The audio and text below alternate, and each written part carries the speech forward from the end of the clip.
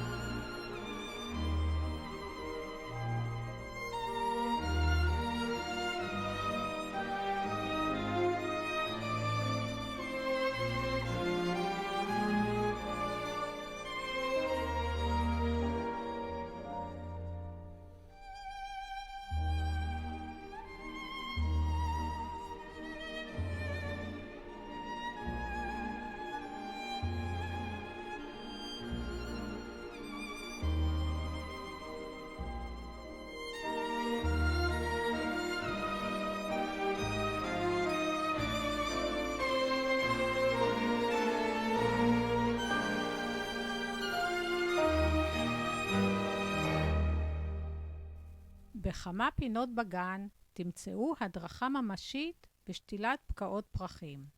גננים חובבים ומקצועיים ישמחו שם לשתף אתכם ברזי המקצוע ויענו באדיבות לשאלות שתפנו אליהם. בנקודות המידע האלה תלמדו איך שותלים פקעות וזוכים ליבול מרהיב. תוכלו גם לקנות חבילות של פקעות לשתילה אצלכם בגינה או בעדנית. יש גם שפע של בעלי חיים בגן, יותר מ-30 מיני ציפורים וגם ברבורים אצילים השתים להנאתם במימי האגם.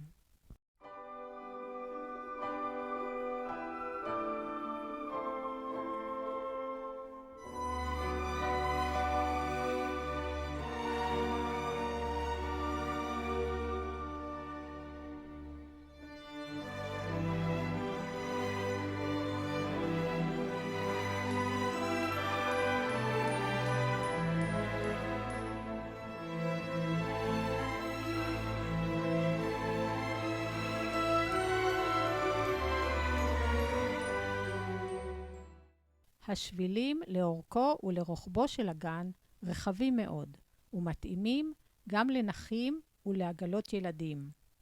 מסביב לגן יש גן חיות נחמד, מבוך, שטחי משחק לילדים, שביל משחקים שנקרא בולי העץ החכמים, וגם תחנת רוח הולנדית עתיקה המותאמת למשחק עם הילדים.